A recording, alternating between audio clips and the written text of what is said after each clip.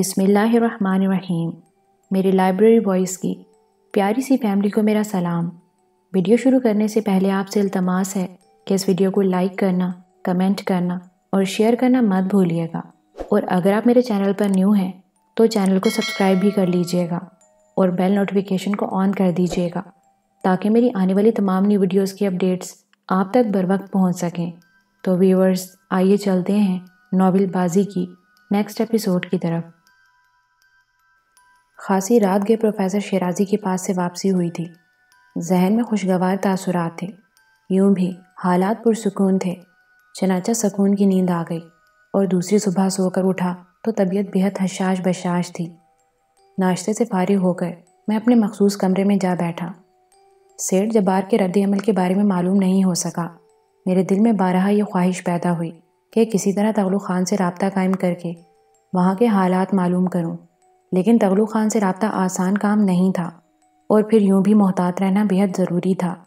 میں اس وقت تک کوئی قدم نہیں اٹھانا چاہتا تھا جب تک کہ مجھے یقین نہ ہو جائے کہ تغلو خان وہاں اپنے قدم جما چکا ہے۔ اگر کوئی خاص بات ہوگی تو وہ خود ہی مجھ سے رابطہ قائم کرنے کی کوشش کرے گا۔ چنانچہ یہ خیال ہی میں نے ذہن سے نکال دیا کہ تغلو خان سے گفتگو کی جائے۔ امجد بھائی بھی وہاں موجود تھے اور میں ان سے ملاقات کر سکتا تھا، لیکن اس غریب خاندان کی زندگی بھی خطرے میں پڑ جائے گی، اور اب اس کے علاوہ اور کوئی چارہ کار نہیں تھا کہ انتظار کیا جائے۔ لیکن میں سیٹھ جبار کو سکون سے بیٹھنے نہیں دینا چاہتا تھا۔ اس پر پے در پہ ضربیں لگاتے رہنا ضروری تھا۔ دن کو 10 بجے مجھے عظمت کا فون ملا۔ میرا فون نمبر عظمت کے پاس تھا۔ بھیا، جو ذمہ داری آپ نے میرے سپرد کی تھی وہ پوری ہو گئی ہے۔ 2 مختلف علاقوں میں 2 خوبصورت مکانات ہیں۔ تقریباً 11 لاکھ روپے خرچ ہو جائیں گے۔ کچھ رقم کی ضرورت آپ سے بھی پڑے گی کیونکہ ہمارے اکاؤنٹ میں اتنی رقم نہیں ہے۔ اس کی فکر نہ کرو تم، ایک کی پیمنٹ کر دو، دوسرے کا چیک میں دے دوں گا، باقی تھوڑے بہت پیسے بینک میں پڑے رہنے دو۔ اس میں کوئی حرج نہیں ہے کیونکہ وہ ہمارا ذاتی اکاؤنٹ ہے۔ ٹھیک ہے، آپ مجھے 4 لاکھ کا چیک دے دیں۔ ان میں سے ایک مکان واٹسن ایونیو کے علاقے میں ہے، خاصا کشادہ اور خوبصورت مکان ہے، اور پھر ایسی جگہ واقع ہے جہاں آس پاس زیادہ ہنگامہ نہیں ہے۔ دوسرا مکان ایگل روڈ پر واقع ہے۔ یہ بھی خاصا اچھا رہائشی علاقہ ہے۔ نمبر نوٹ کر لیجئے۔ اگر آپ چاہیں تو کسی وقت ان دونوں مکانوں کو دیکھ لیجئے، ورنہ جیسا مجھے حکم دیں۔ کہیں تو میں شام کو حاضر ہو جاؤں۔ ایسا کرو عظمت، شام کو 5 بجے مجھے ایگل روڈ پر مل لو۔ ایگل روڈ پر پوپ سائن نامی ایک چھوٹا سا ریسٹورنٹ ہے، میں وہاں تمہارے انتظار کروں گا۔ تھوڑی سی بدلی ہوئی شکل میں آؤں گا، لیکن ایک سرخ رومال ہلا کر تمہیں اپنی جانب متوجہ کر لوں گا۔ میں نے کہا۔ اس کام سے فارغ ہو کر میں نے فینی کو طلب کر لیا اور فینی میرے پاس پہنچ گئی۔ تھوڑی سی تبدیلی ہوئی تھی اس لڑکی میں، بہرطور مجھے پسند تھی کیونکہ میں خود بھی سڑے ہوئے چہرے دیکھنا پسند نہیں کرتا تھا۔ وہ آہستہ آہستہ مسکراتی ہوئی میرے پاس پہنچ گئی۔ میں نے اسے بیٹھنے کا اشارہ کیا۔ تم یوں کرو، عدنان سے رابطہ قائم کرو اور اس سے کہو کہ میں دوپہر کے کھانے پر اسے ملنا چاہتا ہوں۔ یہیں بلا لوں جناب؟ فینی نے پوچھا۔ ہاں، یہیں بلا لو، میں نے کہا، اور فینی گردن خم کر کے اٹھ گئی۔ دوپہر کے کھانے پر عدنان پہنچ گیا۔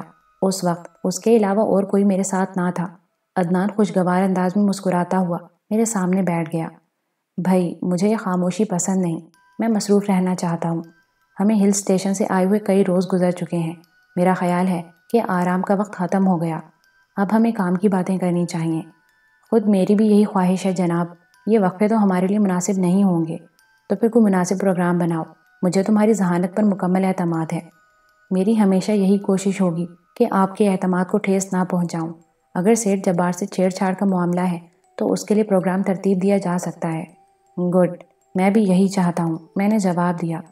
مشرق وسطیٰ سے پرنسو نامی ایک لانچ آ رہی ہے جس میں 70% مال سیٹھ جبار کا ہے۔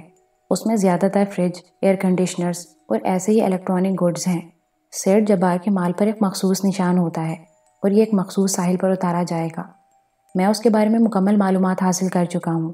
گولڈن گریک پر تو نہیں؟ میں نے پوچھا تو عدنان نے چونک کر مجھے دیکھا۔ جی ہاں، آپ کا خیال درست ہے، وہ مال گولڈن گریک ہی پر اترے گا۔ سیٹھ جبار کا مال عموماً وہیں اترتا ہے اور اس کے راستے کھلے ہوتے ہیں۔ مجھے علم ہے۔ تو پھر کیا پروگرام ہوگا؟ پروگرام بہت آسان سا بنائیں گے باس، جس سے کم از کم سیٹھ جبار کو ہمارے کام کرنے کے انداز سے الجھن ضرور ہو۔ مثلاً؟ میں نے پوچھا۔ مثلاً یہ کہ مال ساحل پر اترے گا، اسے اس کے آدمی ٹرکوں پر بار کریں گے اور پھر ایک مخصوص جگہ پر مال پکڑ لیا جائے گا۔ جیسا کہ آپ کو علم ہے کہ جب سیٹھ جبار کا مال آتا ہے تو راستے صاف ہوتے ہیں اور تمام رکاوٹیں کچھ دیر کے لیے ہٹ جاتی ہیں، لیکن جناب اگر یہ رکاوٹیں نہ ہٹیں، ٹرک پکڑ لیے جائیں اور سیٹھ جبار کے آدمیوں کو گرفتار کر لیا جائے تو کیا خیال ہے، کام عمدہ نہ ہوگا؟ یہ ٹرک ہمارے گوداموں میں خالی ہو جائیں گے اور پھر بعد میں کسی جگہ کھڑے ہوئے مل جائیں گے۔ سیٹھ جبار کے آدمیوں کو کہیں بھی پہنچا دیا جائے گا، کسی ایسی جگہ جہاں سے وہ بآسانی نکل سکیں۔ کیا خیال ہے، یہ طریقہ کارآمد نہیں رہے گا؟ میں نے تحسین آمیز نگاہوں سے عدنان کو دیکھا اور پھر اس کی پشت پر تھپکی دے کر بولا، عدنان، میں اس بات کا اعتراف کیے بغیر نہیں رہوں گا کہ تم ایک ذہین آدمی ہو اور گزرنے والا ہر لمحہ میرے دل میں تمہاری عزت بڑھاتا جا رہا ہے۔ باس، عدنان قسم کھانے کا عادی نہیں ہے، لیکن وہ قسم کھا کر کہتا ہے کہ آپ جیسے باس کے لیے جان بھی دی جا سکتی ہے۔ کام تو سبھی کرتے ہیں، انہیں داد بھی ملتی ہے، انعامات بھی ملتے ہیں، لیکن آپ کے یہ الفاظ میرا دل بہت بڑھا دیتے ہیں اور میری خواہش ہوتی ہے کہ ایسے ایسے کارنامے سر انجام دوں آپ کے لیے کہ آپ کی نگاہوں میں بہت بڑا مقام حاصل کر جاؤں۔ باس، آپ مطمئن رہیں، عدنان آپ کا غلام ہے۔ آپ کی عظمت اور برتری کے لیے وہ ایسے ایسے کام کرے گا کہ لوگ مدتوں یاد رکھیں گے۔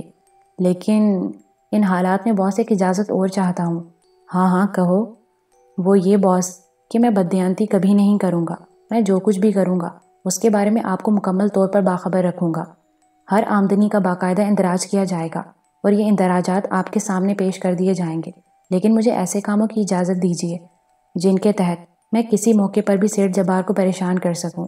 بعض اوقات یوں بھی ہوتا ہے باس کہ حالات کے تحت فوری عمل کی ضرورت ہوتی ہے، لیکن اجازت لینے کے چکر میں وقت نکل جاتا ہے۔ میں آپ کو یقین دلاتا ہوں کہ میرا اٹھنے والا ہر قدم سیٹھ جبار کے خلاف ہی ہوگا اور ہر ممکن طریقے سے اسے نقصان پہنچانے کی کوشش کروں گا۔ بھائی، تم اس ڈپارٹمنٹ کے انچارج ہو اور انچارج بھی ایسے جس پر مجھے مکمل اعتماد ہے۔ باقی رہی رقومات اور اندراجات کی بات تو میرے دوست آئندہ اس انداز میں کبھی مت سوچنا۔ پرنس دلاور اپنے ساتھیوں کو اپنا دستے راست سمجھتا ہے اور ان سے جو بھی کام لیتا ہے مکمل بھروسے اور اعتماد سے لیتا ہے، اور میری طرف سے تمہیں اس بات کی کھلی اجازت ہے کہ سیٹھ جبار کے خلاف جو جی چاہے کرو، بس مجھے ان کی اطلاعات ملتی رہیں تاکہ میں اپنا حساب کتاب درست رکھوں۔ آپ مطمئن رہیں باس، عدنان مسکرایا۔ سیٹھ جبار کو نہ کچھ چنے نہ چبا دیے تو عدنان نام نہیں۔ ویسے آپ کی اطلاع کے لیے عرض ہے کہ سیٹھ جبار واپس آ چکا ہے اور شہباز آج کل زیر عتاب ہے۔ میرا خیال ہے کہ بہت جلد ہمارا ساتھی تغلق خان شہباز پورترے کی جگہ لے لے گا۔ اور کوئی خاص بات معلوم ہوئی تمہیں؟ جی ہاں، تغلق خان کو ایک اہم مہم پر شاید بینکاک بھیجا جا رہا ہے۔ 3 روزہ دورہ ہے اس کا، لیکن ابھی اس مہم کے مقاصد پس پردہ ہیں، اس بارے میں صحیح معلومات حاصل نہیں ہو سکیں، عدنان نے بتایا۔ بہت خوب، تمہیں یہ معلومات کہاں سے حاصل ہوئیں؟ میں نے اپنا ایک آدمی سیٹھ جبار کے ہاں پہنچوا دیا ہے۔ ویری گڈ عدنان، بلا شبہ تم اعلیٰ کارکردگی کا مظاہرہ کر رہے ہو۔ کس حیثیت سے پہنچا ہے تمہارا یہ آدمی؟ کوٹھی میں فراش کی حیثیت سے۔ بڑا عمدہ آدمی ہے، میں نے اسے بہترین ساز و سامان سے آراستہ کر کے بھیجا ہے، اور ممکن ہے کہ کچھ عرصے بعد ہمیں سیٹھ جبار کی خوابگاہ کے پیغامات اپنی رہائش گاہ پر ملنے لگیں۔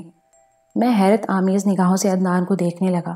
پھر میں نے سوچا کہ وہ جرائم کی دنیا میں ایک اہم مقام کا حامل ہے اور اس کا انتخاب بلا وجہ ہی نہیں کیا گیا ہوگا۔ پھر میں نے عدنان سے اس آدمی کے بارے میں پوچھا جس آدمی کو سیٹھ جبار کی کوٹھی پر بھیجا گیا تھا۔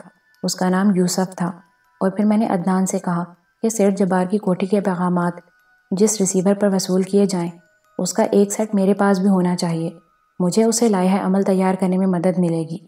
عدنان نے وعدہ کر لیا کہ کام مکمل ہوتے ہی وہ ایک ریسیور سیٹ میرے پاس بھجوا دے گا۔ ان تمام باتوں سے مجھے بڑی تقویت ملی تھی۔ خاص طور سے سیٹھ جبار کی خوابگاہ کا مسئلہ تو ایسا تھا جو میری زندگی سے گہرا تعلق رکھتا تھا۔ ممکن ہے کبھی اس ریسیور کے ذریعے مجھے کوئی ایسا اشارہ مل جائے جو میری منزل کی نشاندہی کر دے۔ شام 5:30 بجے میں عظمت سے ملا، وہ میرا منتظر تھا۔ میں خود ہی چند منٹ لیٹ پہنچا تھا۔ وہ ریسٹورنٹ میں بیٹھا چائے پی رہا تھا۔ اس نے اجنبی نگاہوں سے میری طرف دیکھا اور پھر دوسری طرف متوجہ ہو گیا۔ میں خود ہی اس کے قریب پہنچ گیا۔ ہیلو عظمت، میں نے آہستہ سے کہا، اور وہ چائے کی پیالی رکھ کر سنبھل گیا۔ کمال ہے، میں آپ کو پہچان ہی نہیں سکا۔ ویسے میں ذرا سا الجھ بھی گیا تھا۔ آپ کو کچھ دیر ہو گئی۔ ہاں عظمت، میں نے کہا۔ چائے پینے کے دوران ہم دونوں ان مکانوں کے بارے میں گفتگو کرتے رہے۔ عظمت نے کہا، دونوں مکانوں میں ٹیلی فون موجود ہے اور بہترین لوکیشن ہے۔ میں نے مختلف ناموں سے ان کا سودا کیا ہے۔ یہ بہت اچھا کیا، کوئی اور الجھن تو نہیں؟ نہیں، باقی سب ٹھیک ہے، بس ایاز ذہن میں سلگتا رہتا ہے۔ میں نے اسے تلاش کرنے کی ہر ممکن کوشش کر ڈالی، لیکن اس کا کہیں پتہ نہ چل سکا۔ آپ چمن سے رابطہ کیوں نہیں قائم کرتے؟ اسے یقیناً ایاز کے بارے میں کچھ نہ کچھ ضرور معلوم ہوگا۔ چمن، میں نے غراتے ہوئے کہا، اس سے میں ایک ہی دفعہ رابطہ قائم کروں گا، ابھی وہ ہمارے لیے کارآمد مہرہ ہے۔ پھر جب میں اس پر ہاتھ ڈالوں گا تو وہ گرفت ایسی ہوگی کہ چمن کو اپنے اگلے پچھلے تمام گناہ یاد آ جائیں گے۔ باقی رہی ایاز کی بات، تو اس کے لیے اب میں صرف اسی قدر کہہ سکتا ہوں کہ جس طرح امی اور فریدہ کو صبر کیے بیٹھا ہوں، اسی طرح ایاز کے لیے بھی صبر کر لوں گا۔ میری زندگی تو صبر ہی میں کٹ جائے گی۔ میں نہیں جانتا کہ کبھی مجھے میرا مقصود ملے گا یا نہیں۔ کہ جو کچھ میں کر رہا ہوں، یقین کرو عظمت، اس کا میری ذہنی دلچسپیوں سے کوئی تعلق نہیں۔ میرے دل میں تو بس یہ خواہش ہے کہ کسی طرح میری ماں اور بہن مل جائے، اور جب تک میں زندہ ہوں یہ آس زندہ رہے گی۔ پھر اگر کہیں سے مجھے ان کی موت کی اطلاع مل گئی تو میں سوچوں گا کہ اب مجھے اپنی زندگی کو کن راستوں پر لے جانا چاہیے۔ میں نے درد انگیز لہجے میں کہا، خدا نہ کرے بھیا کبھی ایسی بات ہو، خدا کرے وہ جہاں بھی ہوں زندہ سلامت ہوں اور خیریت سے ہوں۔ بہرطور میں ایاز کے لیے کوشش جاری رکھوں گا۔ آپ یہ نہ سمجھیں کہ میں مایوس ہو کر اپنی کوشش ترک کر دوں گا۔ تھوڑی دیر کے بعد ہم وہاں سے اٹھ گئے۔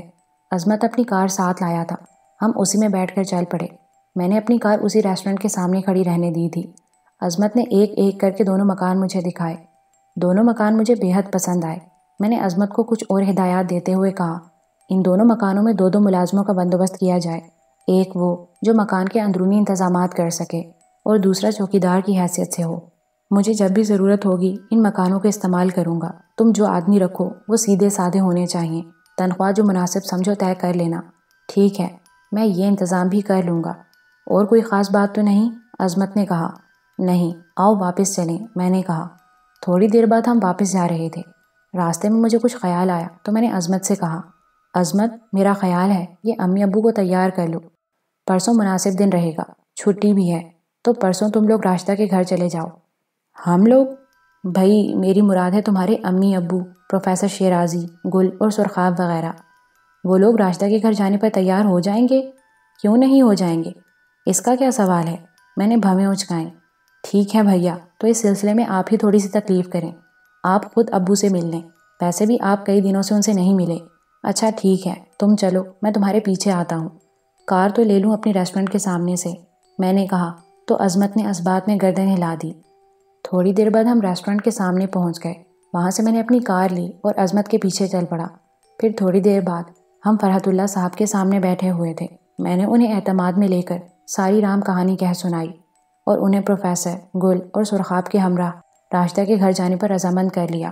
انہوں نے بغیر کسی حیل و حجت کے میری بات مان لی۔ ان کے ہر انداز سے میرے لیے محبت اور اعتماد جھلکتا تھا۔ میرا سر فخر سے تن گیا کہ میرے اتنے چاہنے والے میرے ارد گرد موجود ہیں۔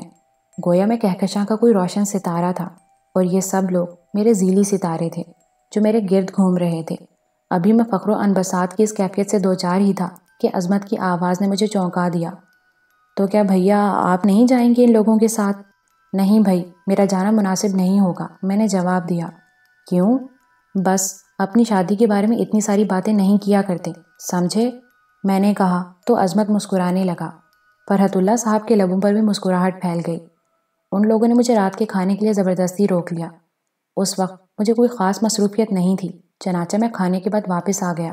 اپنی رہائش گاہ پر پہنچا تو فینی میری منتظر تھی۔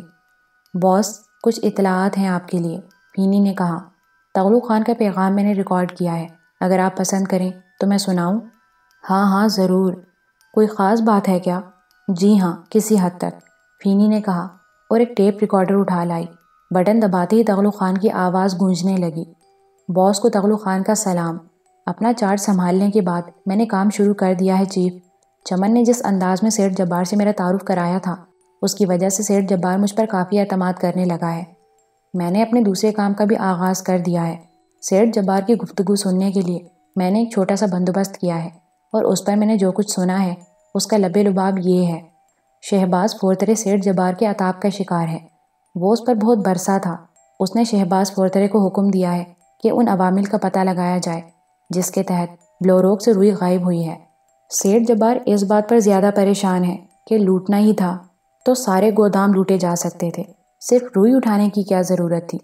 ویسے اسے اطلاع مل چکی ہے کہ اس کا گاہک پرنس دلاور سے مال خرید کر لے گیا ہے۔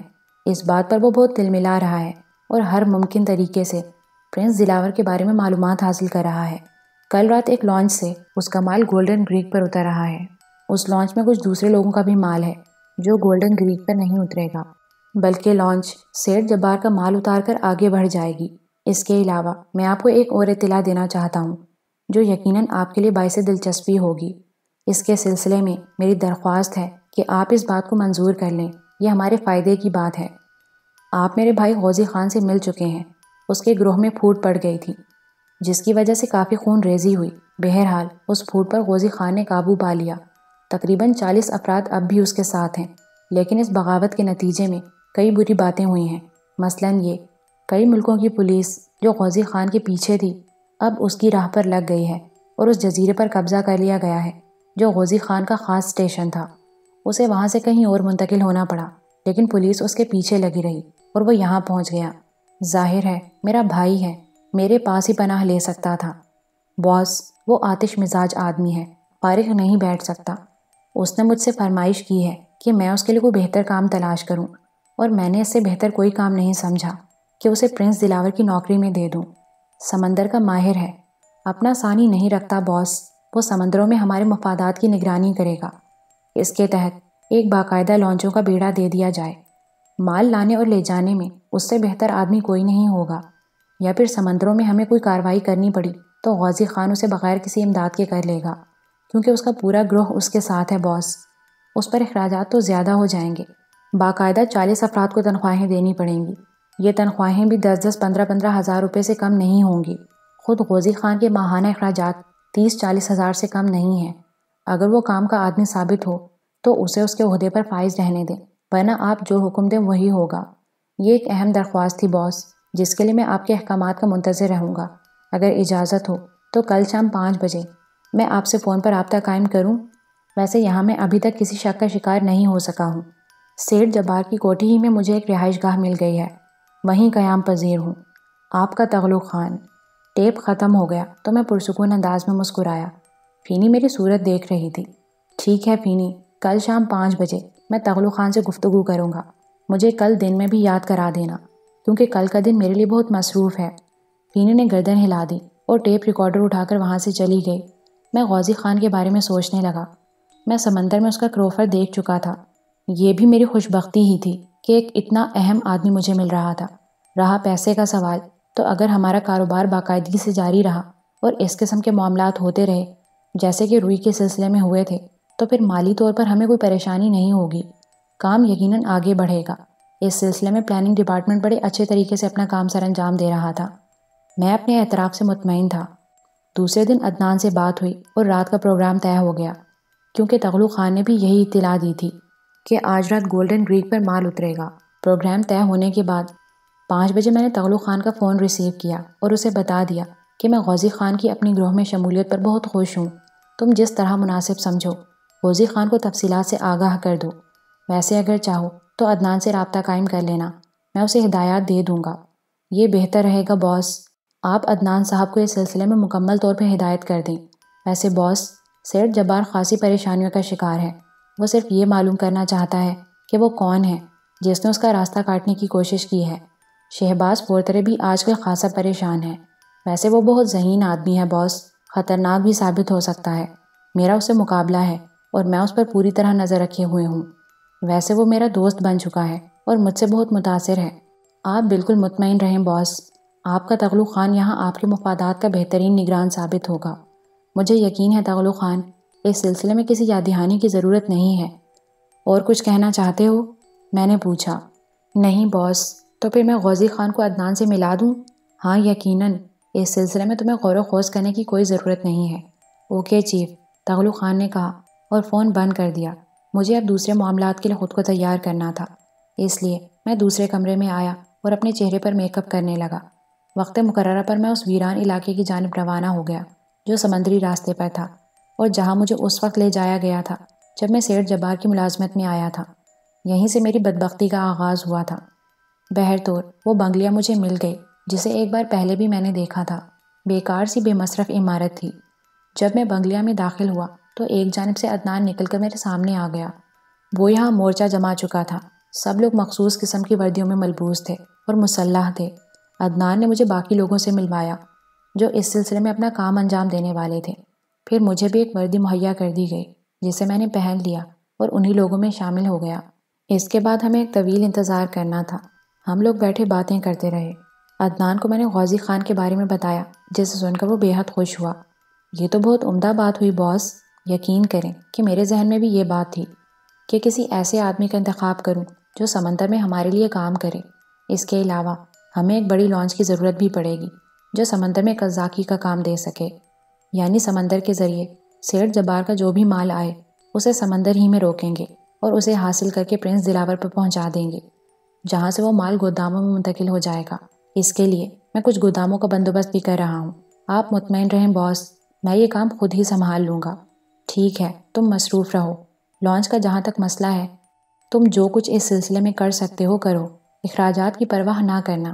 اوکے باس، عدنان نے جواب دیا۔ پھر ہم کافی دیر تک غازی خان کے بارے میں باتیں کرتے رہے۔ یہ بحری قزاق سمندر میں بے حد خطرناک نظر آیا تھا۔ تغلو خان بھی کم نہیں تھا، لیکن غازی خان اس سے کچھ آگے تھا۔ میں عدنان کو اس کے بارے میں تفصیل بتاتا رہا اور عدنان خوش ہوتا رہا۔ 40 افراد کافی ہوتے ہیں باس، ہمارا بہت بڑا مسئلہ حل ہو جائے گا، لیکن ان کے اخراجات بہت زیادہ ہو جائیں گے۔ وہ قزاق جو لاکھوں کروڑوں کا مال لوٹ کر عیش کرتے رہے ہوں گے، ان کے اخراجات معمولی نہیں ہوں گے۔ میرا خیال ہے ایسی بات نہیں ہوگی عدنان، کیونکہ وہ ایک ہی جزیرے تک محدود تھے۔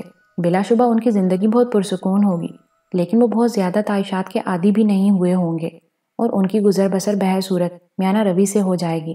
اور باقی رہی اخراجات کی بات، تو اب اس سلسلے میں جو کچھ ہو سکے کرنا ہی ہے۔ ویسے باس، آپ کا نام اس سلسلے میں بڑی تیزی سے پاپولر ہوتا جا رہا ہے۔ آپ نے کئی رفاہی ادارے بھی قائم کیے ہیں۔ میرا خیال ہے یہ ایک بہترین بات ہے۔ میں نے اپنے طور پر کچھ اور کوششیں بھی کی ہیں باس، مثلاً اپنے کام کے لوگوں پر جال ڈالے ہیں۔ میرا خیال ہے کہ ہم بہت جلد اپنے لیے بہترین تعلقات بنانے میں کامیاب ہو جائیں گے۔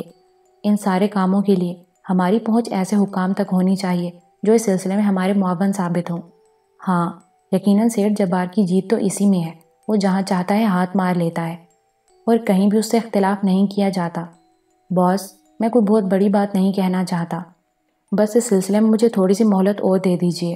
سیٹھ جبار کو بھنگی نہ بنا دوں تو میرا نام بھی عدنان نہیں۔ ہاں عدنان، میری بھی یہی خواہش ہے، میں نے جواب دیا۔ ہمیں رات کو تقریباً 1 بجے تک انتظار کرنا پڑا۔ تقریباً 11:15 بجے ہم نے کچھ ٹرک اس سڑک سے گزرتے دیکھے جن کی تعداد غالباً 3 تھی۔ ان کے ساتھ 2 جیپیں بھی تھیں۔ گویا 3 ٹرک اور 2 جیپیں گولڈن گریک تک پہنچی تھیں۔ ویسے ہم نے اندازہ لگا لیا تھا کہ آدمی زیادہ نہیں تھے۔ یقینی طور پر لانچ کے کارکن مال کو ٹرک پر لوڈ کرانے میں مدد کریں گے، اس لیے زیادہ آدمیوں کی ضرورت پیش نہیں آئی ہوگی۔ یہ ہمارے حق میں بہتر تھا۔ 1 بجنے میں ابھی 10 منٹ باقی تھے جب ہم نے ٹرکوں کی روشنیاں دیکھیں۔ وہ آ رہے تھے۔ ہم منظم ہو کر بنگلہ سے باہر نکل آئے۔ کئی آدمیوں کو سڑک کے دونوں طرف چھپا دیا گیا۔ یہ سب مسلح تھے اور کسی بات پر گولیاں چلانے کے لیے تیار۔ اس کے بعد میں، عدنان اور تقریباً 10 آدمی سڑک پر آ کھڑے ہوئے۔ ہمارے پاس ایسی ٹارچیں تھیں جو ٹرکوں کو روکنے کا اشارہ کر سکتی تھیں، اور جب ٹرک قریب آئے تو ہم نے ٹارچیں روشن کر کے ٹرکوں کو رکنے کا اشارہ کیا۔ وہ لوگ بہت مطمئن تھے۔ پتہ نہیں ان کا سربراہ کون تھا۔ ممکن ہے شہباز فورترے ہو، یا یہ بھی ہو سکتا تھا کہ تغلو خان کی ڈیوٹی لگا دی گئی ہو۔ بہرطور خطرہ تو مول لینا ہی تھا۔ ممکن تھا کہ وہ لوگ اندھا دھند فائرنگ شروع کر دیتے، لیکن سیٹھ جبار کے آدمی بہت پرسکون رہتے تھے اور کسی کو خاطر میں نہیں لاتے تھے۔ یہ میں خود بھی دیکھ چکا تھا۔ ٹرک ایک ایک کر کے رک گئے، پھر ایک جیپ پیچھے سے نکل کر آگے آ گئی جس میں 4 آدمی تھے۔ جیپ ہمارے قریب آ کر رک گئی۔ کیا بات ہے؟ جیپ میں سے کسی نے بھاری آواز میں پوچھا۔ نیچے اترو، عدنان نے کڑکدار لہجے میں کہا۔ ہیڈ لائٹس کی تیز روشنی میں انہوں نے ہماری وردیاں تو دیکھ ہی لی ہوں گی، اور یہ بھی کہ ہم سب مسلح ہیں۔ پروگرام کے مطابق کچھ لوگ پیچھے بھی چلے گئے تھے تاکہ کسی کو بھاگنے کا موقع نہ ملے۔ کیا ہو گیا ہے تم لوگوں کو؟ جانتے نہیں ہو کہ ہم کون ہیں؟ نیچے اترو، عدنان نے پستول کا رخ اس آدمی کی پیشانی کی جانب کر دیا اور وہ بڑبڑاتا ہوا نیچے اتر آیا۔ یہ خاصا لہیم شہیم آدمی تھا اور چہرے سے غیر ملکی معلوم ہوتا تھا، چنانچہ مجھے یہ اندازہ لگانے میں دقت نہیں ہوئی کہ وہ شہباز فورترے ہے، کیونکہ وہ اردو بڑی صاف بول رہا تھا۔ کیا بات ہے؟ نئے آئے ہو کیا؟ اس نے بھاری لہجے میں پوچھا۔ ہاں یہی سمجھ لو، نئے آئے ہیں۔ کون ہو تم؟ گورنر ہو یہاں کے؟ عدنان نے سوال کیا۔ وہ شخص استہزائیہ انداز میں ہنس پڑا۔ تم گورنر بھی سمجھ سکتے ہو۔ اگر تم نئے آئے ہو تو تمہیں یہ اطلاع مل گئی ہوگی کہ یہ علاقہ سیٹھ جبار کے لیے خالی کر دیا جاتا ہے جب اسے ضرورت ہوتی ہے۔ سیٹھ جبار، یہ نام سنا ہوا تو لگتا ہے، لیکن ہمیں ایسی کوئی ہدایت نہیں ملی تو اپنے اعلیٰ حکام سے رابطہ قائم کرو، ہمارا راستہ مت روکو۔ اگر تم نے زیادہ فضول باتیں کی تو مصیبت میں پھنس جاؤ گے۔ اپنے تمام ساتھیوں سے کہو کہ نیچے اتر آئیں۔ میں کہتا ہوں پچھتاؤ گے، پہلے اپنے اعلیٰ حکام سے رابطہ قائم کر لو، اس کے بعد مزید کارروائی کرنا۔ تعجب ہے کہ تمہیں کیوں بھیج دیا گیا، جبکہ تمام متعلقہ لوگوں کو یہ بات معلوم ہو چکی تھی کہ آج سیٹھ جبار کی گاڑیاں گزریں گی۔ ہمارے علم میں ایسی کوئی بات نہیں ہے، اس لیے جو میں نے کہا ہے وہ کرو۔ اگر 30 سیکنڈ میں تمہارے آدمی ٹرکوں سے نیچے نہیں اترے تو سب سے پہلے میں تمہارے ٹرکوں کے ٹائر بیکار کر دوں گا، اور اگر تم نے مزید کوئی حرکت کرنے کی کوشش کی تو یوں سمجھ لو کہ یہاں اعتراف میں میرے بے شمار آدمی چھپے ہوئے ہیں۔ میرا دماغ خراب ہے جو ایسی حرکت کروں گا؟ جو حماقت تم کر رہے ہو اسے خود ہی بھگتو گے۔ چلو سب نیچے اتر آؤ، شہباز پورترے نے اپنے آدمیوں سے کہا۔ ٹرکوں میں تقریباً 3 4 آدمی تھے۔ وہ سب ہاتھ بلند کیے ٹرکوں سے نیچے اتر آئے۔ عدنان نے اپنے آدمیوں کو اشارہ کیا اور وہ ان لوگوں کی تلاشی لینے لگے۔ سب مسلح تھے اور ان کے پاس پالتو میگزین بھی موجود تھا جو سب کا سب اپنے قبضے میں لے لیا گیا۔ ہتھکڑیاں پہلے سے موجود تھیں، سب کے ہاتھ پشت کی جانب کر کے ہتھکڑیاں ڈال دی گئیں۔ چلو، عدنان نے اپنے پستول کا رخ شہباز پورترے کی جانب کر کے ایک طرف اشارہ کیا اور شہباز پورترے عدنان کو کڑی نگاہوں سے گھورتا ہوا ٹرک سے نیچے اتر آیا۔ اس کے سب آدمی اس کے پیچھے پیچھے چل رہے تھے۔ اس طرح ہم انہیں بوسیدہ بنگلیہ تک لے آئے۔ بنگلیہ میں داخل ہونے کے بعد ہم نے انہیں ایک لکھوری اینٹوں سے بنے ہوئے ہال میں پہنچا دیا اور دروازے کو باہر سے بند کر دیا۔ شہباز ابھی تک زور زور سے بڑبڑا رہا تھا۔ تمہاری شامت نہ آ گئی تو میرا نام بھی شہباز پورترے نہیں۔ اپنی نوکریوں سے ہاتھ دھو بیٹھو گے، حالانکہ میں کہہ چکا ہوں کہ اپنے اعلیٰ حکام سے رابطہ قائم کر لو، اس کے بعد کوئی کارروائی کرنا۔ تمام مال انہی ٹرکوں میں جوں کا توں رہنے دیا جائے۔ اگر کوئی گڑبڑ ہوئی تو اس کی تمام ذمہ داری تم لوگوں پر ہوگی۔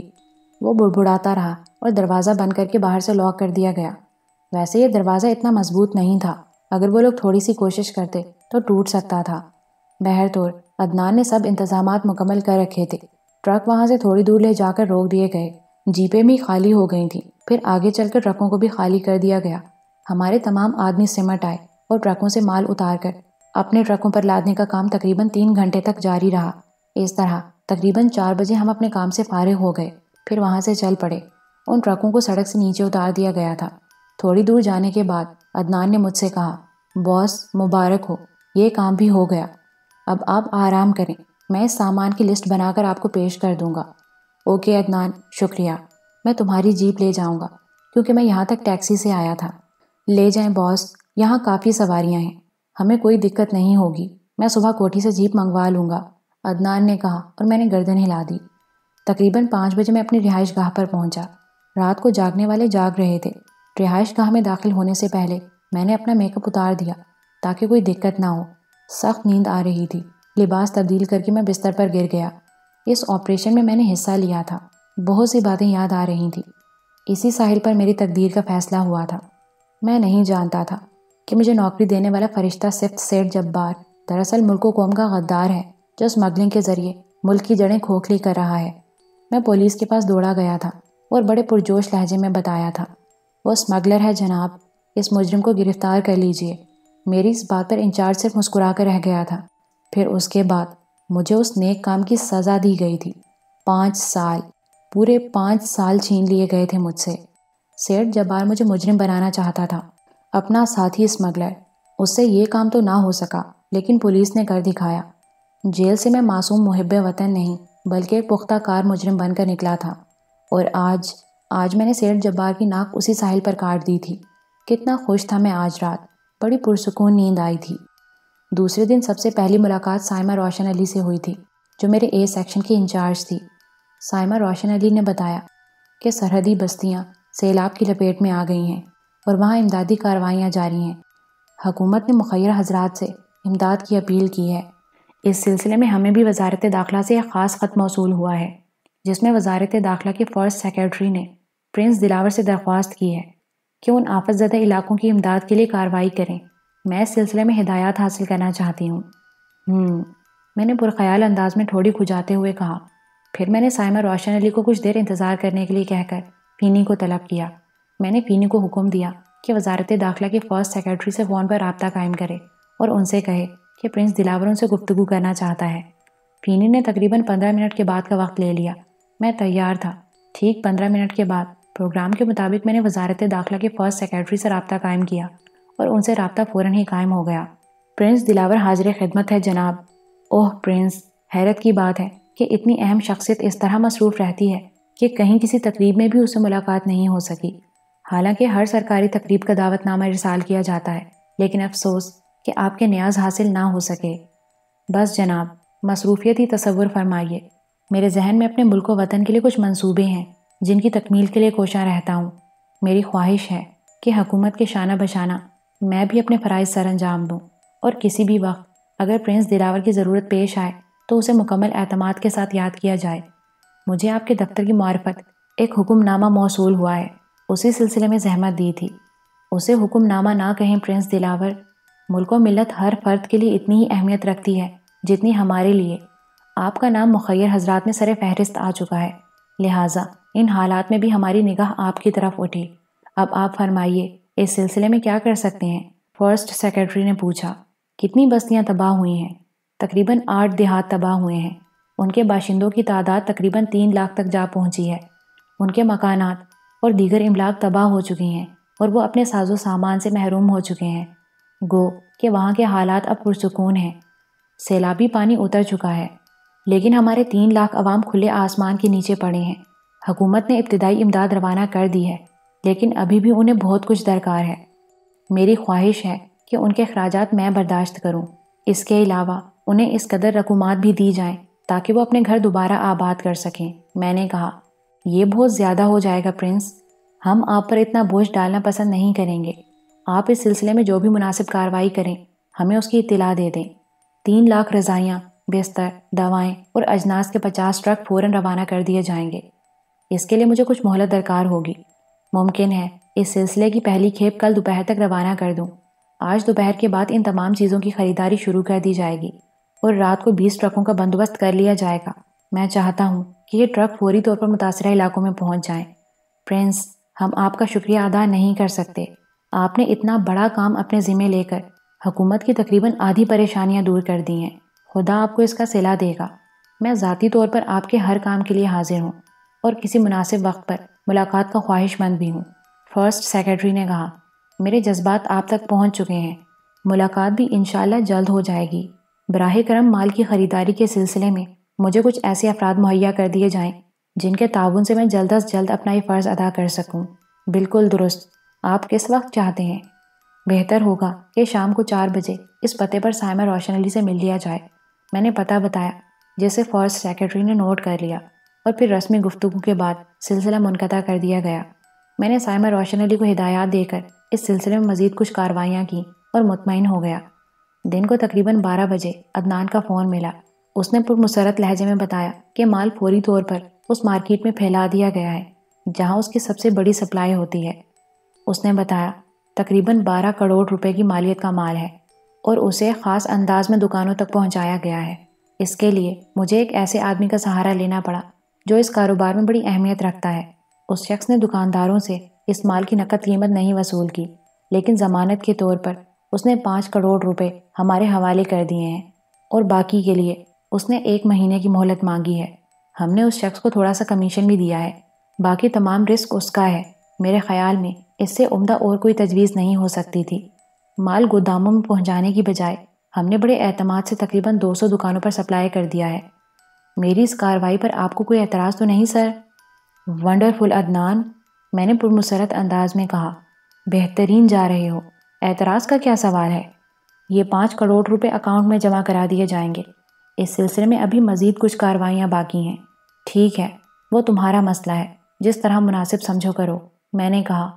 عدنان در حقیقت ایک طوفانی شخصیت کا مالک تھا۔ یہ تجویز پہلے سے ذہن میں نہیں تھی، لیکن اس نے چند گھنٹوں کے اندر وہ سب کچھ کر دکھایا جو بظاہر ناممکن معلوم ہوتا تھا۔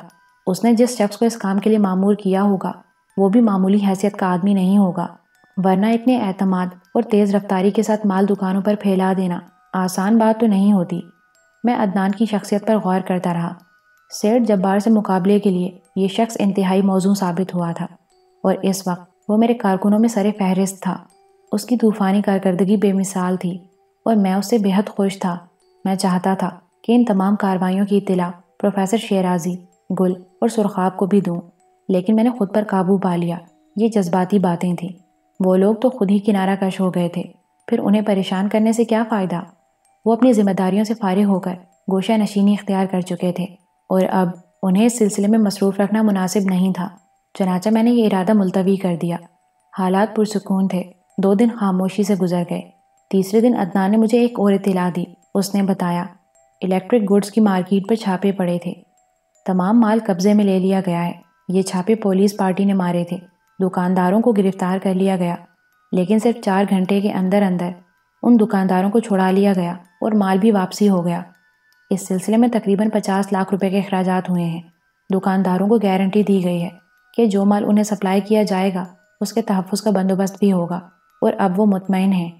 اوہ، لیکن عدنان، تم نے یہ دوسرا کام کس طرح کیا؟ جناب، جس طرح سیٹھ جبار نے دکانوں پر چھاپے ڈلوائے، اس سے اندازہ ہوتا ہے کہ اسے مارکیٹ میں اپنے مال کے سستے داموں فروخت کا علم ہو گیا تھا۔ اس کے ایما پر جس پولیس پارٹی نے چھاپے مارے تھے، ہم نے بھی اسی پارٹی کو ٹریس کیا، اور پھر یہ مال قانونی قرار دے کر واپس کر دیا گیا۔ جناب، یہ چکر تو چلتے ہی رہتے ہیں، یہ کوئی خاص بات نہیں۔ اصل بات کی اطلاع تو اب میں آپ کو دینا چاہتا ہوں۔ اوہ، کوئی خاص بات ہے؟ جی، بس آپ کو پریشان کرنے کے لیے کوئی نہ کوئی شوشہ نکال ہی لیتا ہوں، عدنان نے کہا۔ نہیں عدنان، ایسی کوئی بات نہیں ہے۔ تم جو کچھ کر رہے ہو وہ میرے لیے بڑی اہمیت رکھتا ہے۔ شکریہ سر۔ اب صورتحال یہ ہے کہ سیٹھ جبار شکر کی خریداری کر رہا ہے۔ وہ دور دراز کے تمام بازاروں سے شکر اٹھوا لینا چاہتا ہے، لیکن ابھی خریداری صرف قرب و جوار کے بازاروں میں ہوئی ہے۔ میں نے بھی فوری کارروائی شروع کر دی ہے۔ جہاں سیٹھ جبار کے آدمی پہنچے ہیں، اس سے آگے میں نے اپنے آدمیوں کو بھیج دیا ہے۔ ہم اس سے زیادہ مہنگے داموں پر شکر خرید رہے ہیں، اور اب تک تقریباً 50,000 ٹن شکر ہمارے پاس جمع ہو گئی ہے یا اس کے سودے ہو گئے ہیں۔ یہ شکر 1 ماہ کے اندر ہمارے گوداموں میں پہنچ جائے گی، اور چند روز کے اندر شکر کا بحران پیدا ہو جائے گا۔ گڈ، تو پھر کیا خیال ہے تمہارے ذہن میں؟ میرا خیال یہ ہے جناب کہ سیٹھ جبار پیداوار پر نگاہ رکھتا ہے۔ اس سال گنے کی فصل نہ ہونے کے برابر ہوئی ہے۔ حکومت نے جتنی شکر خریدی تھی وہ گوداموں سے نکلتی جا رہی ہے، اور اب بہت تھوڑی مقدار گوداموں میں رہ گئی ہے۔ حکومت کا ارادہ ہے کہ اس سال شکر امپورٹ کی جائے، لیکن اس کے لیے ممکن ہے کہ 7 یا 8 ماہ لگ جائیں۔ اس دوران میں بازار میں موجود شکر سیٹھ جبار نے خریدنی شروع کر دی ہے۔ اس کے بعد اس کے لوگ یہاں سے آگے بڑھیں گے، لیکن آگے انہیں میدان صاف ملے گا۔ ہم نے زیادہ بڑے علاقوں کو کور کیا ہے، اور میں نے فوری طور پر اپنے بے شمار کارکن شکر کی خریداری کے لیے بھیج دیے ہیں۔ یہ شکر میں نے گرین اسکوائر کی بلڈنگ کے فلیٹوں میں بھروانا شروع کر دی ہے۔ میں اسے روایتی قسم کے گوداموں میں نہیں پہنچانا چاہتا، کیونکہ میرے ذہن میں خاص منصوبہ ہے، عدنان نے کہا۔ وہ کیا عدنان؟ اس سلسلے میں آپ سے بالمصافہ گفتگو کروں گا۔ تو پھر کب آ رہے ہو؟ مجھے تمہارے اس منصوبے میں بڑی دلچسپی محسوس ہو رہی ہے، میں نے کہا۔ حکم دیں تو آج رات ہی کو۔ میں انتظار کروں گا، میں نے جواب دیا۔ رات کو عدنان سے گفتگو ہوئی۔ اس نے مجھے اپنا منصوبہ بتاتے ہوئے کہا، میں نے سیٹھ جبار کے پیچھے اپنے آدمی لگا رکھے ہیں۔ یوسف بھی اپنی کاروائیاں کر رہا ہے، لیکن اسے ابھی وقت لگے گا۔ اس نے ضرورت کا تھوڑا سا سامان اپنے پاس جمع کر لیا ہے۔ وہیں کوٹھی ہی میں اس کے پاس ایک کوارٹر بھی ہے جس میں وہ رہ رہا ہے۔ سامان بھی وہیں موجود ہے۔ چونکہ ایک عام آدمی سیٹھ جبار کی خوابگاہ تک نہیں پہنچ سکتا، اس لیے یوسف وقت کا انتظار کر رہا ہے۔ بہرطور میں نے معلومات حاصل کر لی ہیں کہ سیٹھ جبار یہ شکر نہر کے کنارے والے گوداموں میں جمع کر رہا ہے۔ کالی نہر کے کنارے گوداموں کا ایک طویل سلسلہ پھیلا ہوا ہے، اور یہ اتفاق کی بات ہے کہ سیٹھ جبار کے گودام نہر کے کنارے سے تقریباً 25 گز کے فاصلے پر ہیں، جن میں شکر جمع کی جا رہی ہے۔ سینکڑوں بوری شکر وہاں پہنچ چکی ہے، اور اس کے اثرات بھی ظاہر ہونے لگے ہیں۔ بازار میں چینی نہیں مل رہی۔ تمہارا منصوبہ کیا ہے؟ میں نے پوچھا۔ منصوبہ یہ ہے کہ سیٹھ جبار کے شکر کے گوداموں کو تباہ کر دیا جائے۔ وہاں اس نے زبردست پہرا لگا رکھا ہے۔ اسے خدشہ ہے کہ اس کے ان گوداموں کو بھی لوٹنے کی کوشش کی جائے گی، اس لیے اس نے نہایت سخت اقدامات کیے ہیں۔ اگر وہاں ہم نے ایسی کوئی کوشش کی تو زبردست تصادم ہو جانے کا خطرہ ہے، جس کے باعث پولیس ہماری طرف متوجہ ہو جائے گی۔ اس لیے میں نے ایک اور ترکیب سوچی ہے۔ وہ کیا؟ جس جگہ یہ گودام واقع ہیں وہاں نہر کا ایک چھوٹا سا پشتہ ہے۔ اس پشتے کو اگر بم سے اڑا دیا جائے اس سے قرب و جوار کے علاقے کو کوئی نقصان نہیں پہنچے گا۔ البتہ نہر کا پانی سیٹھ جبار کے گوداموں میں بھر جائے گا اور شکر بھیگ کر خراب ہو جائے گی اور سیٹھ جبار کا منصوبہ دھرا کا دھرا رہ جائے گا۔ اس کے بعد ہم اپنی جمع شدہ شکر حکومت کے حوالے کر کے سیٹھ جبار کے گوداموں کی نشاندہی کر دیں گے تاکہ حکومت اسے عوام میں پھیلا دے۔ اس طرح ہمارا جرم نہیں رہے گا۔ تم نے اس منصوبے کے ہر پہلو پر غور کر لیا ہے عدنان؟ میں نے پوچھا۔ جی ہاں جناب، مجھے تو اس میں کوئی خامی نظر نہیں آتی۔ ویسے جو بھی آپ کا حکم ہو۔ نہیں ٹھیک ہے، تم اپنی کارروائی جاری رکھو۔ بہت بہتر، عدنان نے جواب دیا اور پھر وہ اٹھ گیا۔ عدنان نے جو کچھ کہا تھا وہ سامنے آنے لگا تھا۔ اخبارات ملک میں شکر کی قلت کی خبروں سے بھرے پڑے تھے۔ وقت آ گیا تھا کہ اب عدنان اپنی کارروائی شروع کرے۔ سیٹھ جبار ابھی تک خاموش تھا۔ ممکن تھا کہ شکر کی کچھ بوریاں فروخت کے لیے نکل چکی ہوں، لیکن بہرطور ان کی فروخت بھی خاصی مشکل تھی، ہرچند کہ سیٹھ جبار کے ہاتھ بہت لمبے تھے، لیکن جب معاملہ عوام کا ہو تو ہاتھوں کی لمبائی کسی کام نہیں آتی۔ اس دن عدنان نے مجھ سے کارروائی کی آخری ہدایت لی اور اپنے منصوبے پر عمل شروع کر دیا۔ دوسرے دن کے اخبارات سنسنی خیز سرخیوں سے آراستہ تھے۔ نہر کا پشتہ اڑا دیا گیا، پانی نے کئی گوداموں کو اپنی لپیٹ میں لے لیا۔ اس کے ساتھ ہی گوداموں کے بارے میں تفصیل بھی تھی۔ یہ تمام گودام شکر کی بوریوں سے بھرے ہوئے تھے۔ ہزاروں ٹن شکر پانی میں بھیگ کر تباہ ہو گئی تھی، اور اگلے ہی دن کے اخبارات کے اداریے تو بہت ہی سخت تھے۔ اخبارات نے حکومت پر نکتہ چینی کی تھی اور حکومت سے سوال کیا گیا تھا کہ یہ گودام کس کے ہیں۔ 3 دن کے اندر اندر تحقیقات کر کے اس شخص کو منظر عام پر لایا جائے۔ میں بڑی سنسنی محسوس کر رہا تھا۔ بہرحال اس دوران اتنی مصروفیت رہی تھی کہ میں پروفیسر شیرازی سے بھی رابطہ قائم نہیں کر سکا تھا۔ پھر فراغت پاتے ہی میں ان لوگوں سے ملاقات کرنے چل پڑا۔ پروفیسر شیرازی کے یہاں کے حالات بدستور تھے۔ میں جب بھی وہاں پہنچتا تو صورتحال مختلف ہو جاتی تھی۔ بہروز بھی اس دوران میں کوٹھی میں واپس نہیں آیا تھا اور وہیں موجود تھا۔ حسینہ اور اس کا شوہر بدستور ان لوگوں کے لیے دلچسپی کا باعث بنے ہوئے تھے۔ میرا بہترین استقبال کیا گیا اور سب لوگ میرے گرد جمع ہو گئے۔ میں نے سب سے پہلے پروفیسر شیرازی اور گل کو اپنی ان کارروائیوں کے بارے میں اطلاع دی، اور پروفیسر شیرازی حیران رہ گئے۔ ان کا چہرہ سرخ ہو گیا تھا۔ اوہ، تو یہ سب کچھا تمہارا پیدا کردہ ہے؟ میرا مطلب ہے کہ سیٹھ جبار کے لیے اس وقت کسی قدر مشکلات پیدا ہو گئی ہیں۔ ویری گڈ، بھئی عجیب کیفیت ہو گئی ہے میری۔ یقین نہیں آ رہا ہے منصور کہ تم لوگ اتنی کامیابی سے اقدامات کر رہے ہو۔ یہی نہیں پروفیسر، اس سے پہلے بھی سیٹھ جبار پر ایک اور ضرب لگائی جا چکی ہے۔ وہ کیا؟ گل نے دلچسپی سے پوچھا۔ میں نے الیکٹرک گوڈز کے ٹرک لوٹنے کے بارے میں تفصیلات بتائیں۔ وہ سب بڑی دلچسپی سے مجھے دیکھ رہے تھے۔ پروفیسر کے چہرے پر بھی سنسنی پھیلی ہوئی تھی۔ پھر انہوں نے پرجوش لہجے میں کہا، منصور، خدا کی قسم مجھے یقین نہیں تھا کہ تم اتنی کامیابی سے اس طرح حالات کو ہینڈل کرو گے۔ میں سوچ بھی نہیں سکتا تھا کہ ایک سادہ اور معصوم سا نوجوان اس قدر خطرناک ثابت ہوگا۔ بہرحال سیٹھ جبار کی کیفیت اس وقت دیکھنے کے قابل ہوگی۔ کاش ہم اس کا جائزہ لے سکتے۔ میں بھی خاصی سنسنی محسوس کر رہا ہوں پروفیسر۔ دیکھنا یہ ہے کہ گوداموں کے سلسلے میں کیا ہوتا ہے۔ معاملہ عوام کا ہے۔ اگر سیٹھ جبار کا نام منظر عام پر آ گیا تو شاید اعلیٰ حکام بھی اس کی پشت پناہی نہ کر سکیں۔ میرے خیال میں اس کے اس اقدام کو پسندیدگی کی نگاہ سے نہیں دیکھا جائے گا۔ ہاں، اور اس کے بعد میں اپنے گودام کھول دوں گا۔ تمہارے گودام؟ پروفیسر شیرازی نے حیرت سے کہا۔ میں نے اس سلسلے میں انہیں تمام تفصیلات بتا دیں۔ میں نے بتایا کہ اب تو لاکھوں ٹن شکر میرے گوداموں میں پڑی ہوئی ہے، جسے میں بہت جلد حکومت کے حوالے کر دوں گا، اور اس کی وصولیابی کے سلسلے میں کوئی گفت و شنید نہیں کروں گا۔ جب بھی اور جتنی ادائیگی حکومت کرے گی اسے قبول کر لوں گا۔ میرے خیال میں اس کے بعد تمہارے قدم اتنے مضبوط ہو جائیں گے کہ سیٹھ جبار جیسے 10 آدمی بھی انہیں نہیں اکھاڑ سکیں گے۔ سرحدی بستیوں میں پرنس دلاور نے جو کچھ کیا ہے اس کے بارے میں تو آپ کو اخبارات سے پتہ چل ہی گیا ہوگا۔ ہاں، اس سلسلے میں پرنس دلاور کو یہی سب کچھ کرنا چاہیے تھا۔ میں آج کل اخبارات صرف اس وجہ سے پڑھتا ہوں کہ ان میں تمہارے بارے میں کیا خبریں چھپی ہیں۔ پروفیسر شیرازی نے کہا، آپ کو یہ بھی معلوم ہو گیا ہوگا کہ سرحدی علاقے میں سیٹھ جبار کے آدمی بھی امدادی سامان لے کر پہنچے تھے اور وہاں ہمارے آدمیوں سے ان کی جھڑپ ہو گئی تھی۔ ہاں، یہ خبر بھی اخبار میں موجود تھی، لیکن وہ جھڑپ کوئی اہمیت اختیار نہیں کر سکی۔ خود میں نے بھی اسے کوئی اہمیت نہیں دی، کیونکہ پرنس دلاور ایک پرامن انسان کی حیثیت سے منظر عام پر آیا ہے۔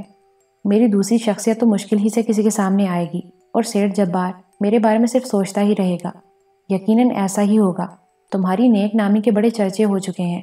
بہرحال منصور، میں تمہیں دلی مبارکباد دیتا ہوں کہ تم اتنی کامیابی سے اپنے دشمن کے خلاف صفے آرا ہو، اور یہ کوئی معمولی بات نہیں ہے، پروفیسر خلوص سے بولے۔ خیر، سب اطلاعات تو آپ تک پہنچ چکی، لیکن آپ نے ایک اطلاع سے مجھے لاعلم رکھا ہے۔ وہ کون سی اطلاع ہے بھائی؟ پروفیسر نے حیرت سے پوچھا۔ عظمت اور راشدہ کے سلسلے کی۔ اوہ بھائی، صرف اس لیے بتانا مناسب نہیں سمجھا کہ تم بہت مصروف ہو، اور پھر وہ معاملہ اتنا اہم بھی نہیں تھا۔ چلیے ٹھیک ہے، اب میں اسی لیے حاضر ہوا ہوں کہ ذرا رزم سے ہٹ کر بزم کی باتیں بھی کی جائیں۔ پروفیسر شیرازی کے ہونٹوں پر مسکراہٹ پھیل گئی۔ بزم کی باتیں بلا شبہ سکون بخش ہوتی ہیں، لیکن تم نے جو ذمہ داری ہمارے سپرد کی تھی، ہم نے اسے بخوبی نبھا لیا ہے۔ راشدہ بیچاری کا خاندان ہی کیا ہے، صرف ایک بھائی کا ساتھ ہے، وہ ایک تنہا بچی ہے۔ یہ کام گل اور سرخاب نے انجام دیا ہے۔ راشدہ کے کانوں میں یہ بات شاید تم پہلے ہی ڈال چکے ہو۔ اس نے جواب دیا کہ وہ تنہا ضرور ہے، مگر بے یار و مددگار نہیں ہے۔ اس کی زندگی میں منصور جیسے نیک سیرت انسان کا سہارا موجود ہے۔ جب اسے یہ بتایا گیا کہ منصور ہی نے ان لوگوں کو اس سلسلے میں بھیجا ہے، تو اس نے خاموشی سے گردن جھکا کر اپنی رضامندی کا اظہار کر دیا۔ منصور میاں، اس بچی کا مسئلہ بھی ایسا ہی ہے۔ تم نے نہ جانے کیوں اسے الگ رکھ چھوڑا ہے، حالانکہ اسے بھی اسی دارالامان میں لانا چاہیے تھا۔ یہیں سے ہم اس کے رشتے کے لیے بات کرتے۔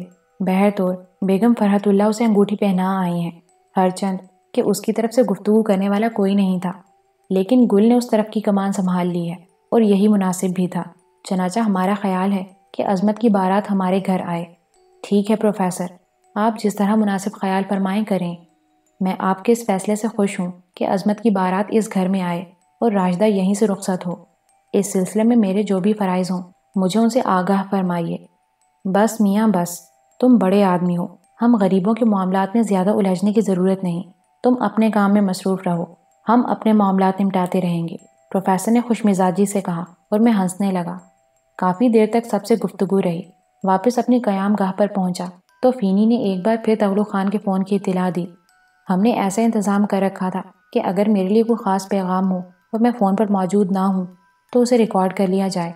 چنانچہ فینی ٹیپ ریکارڈر اٹھا لائی اور اس کا سوئچ آن کر دیا۔ حسب معمول تغلو خان کی آواز ابھری۔ باس کو میرا سلام، آپ کی دعاؤں سے کامیابی کے ساتھ اپنے فرائض انجام دے رہا ہوں۔ آپ جو کچھ کر رہے ہیں وہ اتنا عمدہ ہے کہ میں بیان نہیں کر سکتا۔ میں نے سیٹھ جبار کے انداز میں بدحواسی محسوس کی ہے۔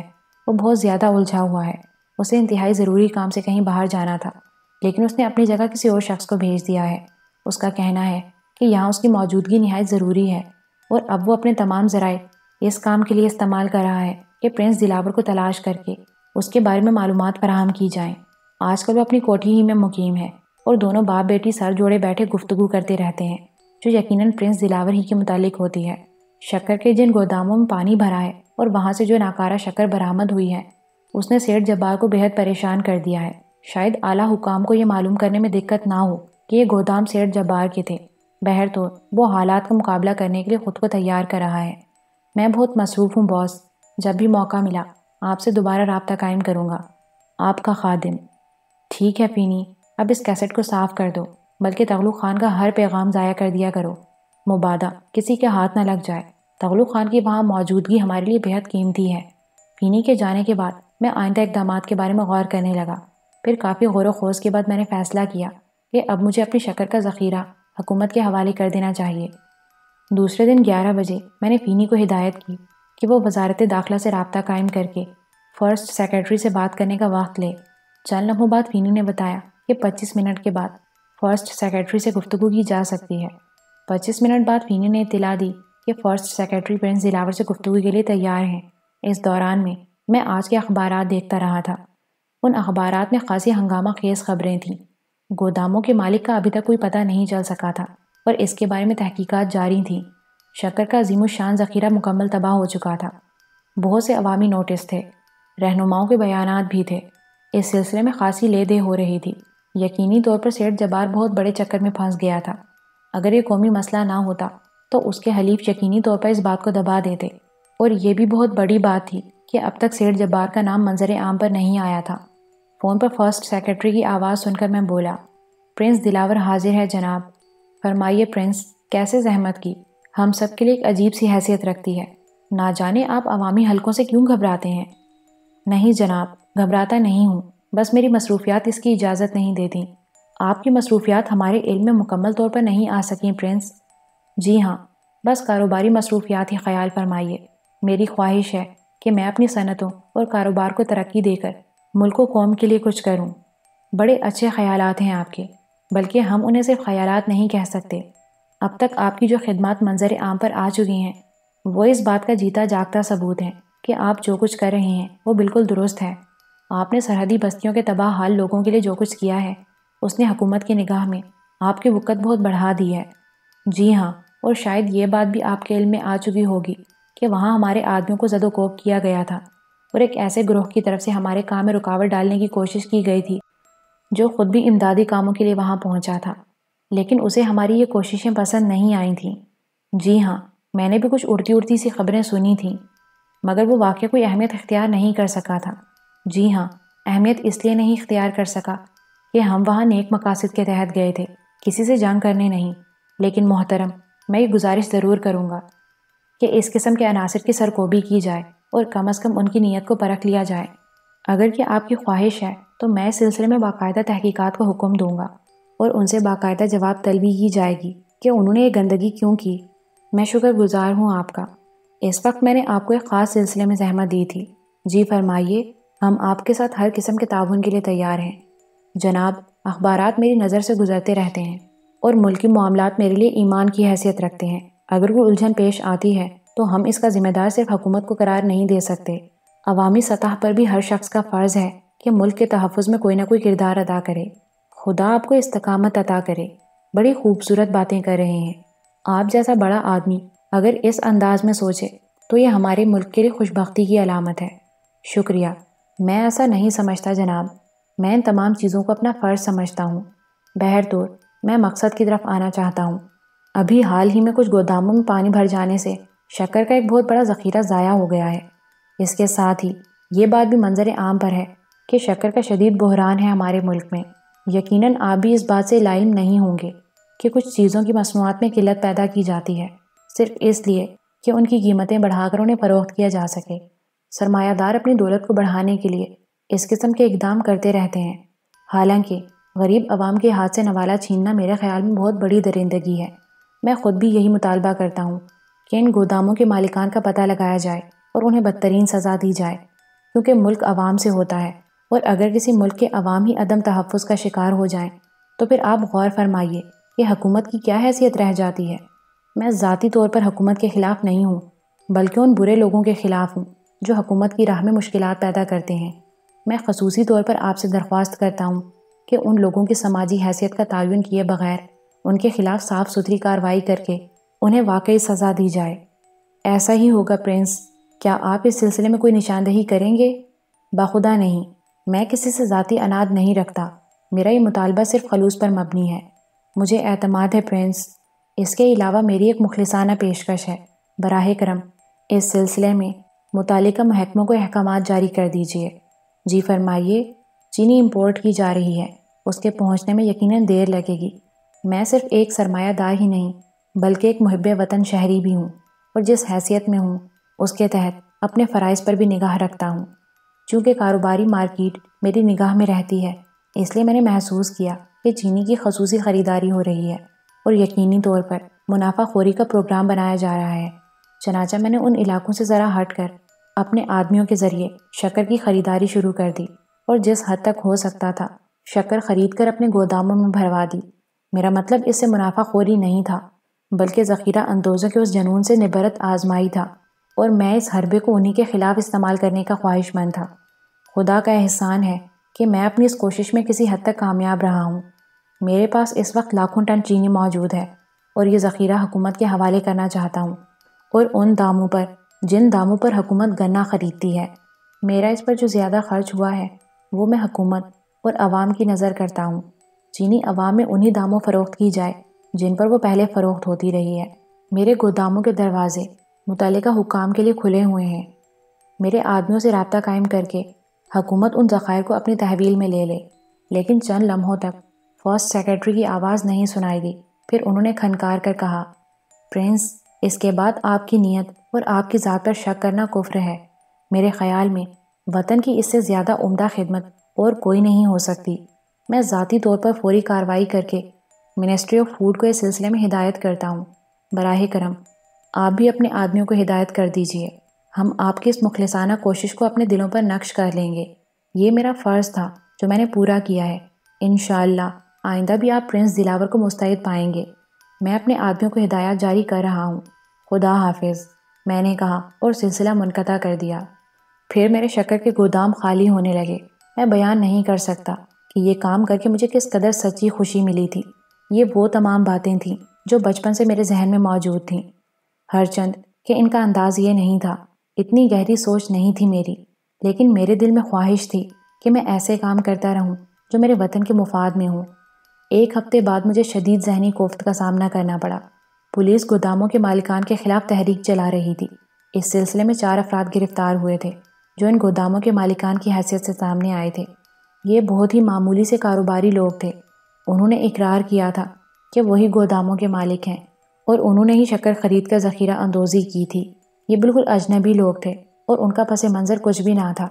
ان پر مقدمہ قائم کر دیا گیا تھا۔ اصلیت یہ نہ تھی، اصلیت سے تو میں واقف تھا کہ وہ گودام سیٹھ جبار کے تھے۔ اس جیسے شاطر کے لیے یہ کام ذرا بھی مشکل نہ تھا کہ وہ ان کے مالکان کو سامنے لے آئے۔ سیٹھ جبار نے انہیں تحفظ کی ضمانت دی ہوگی۔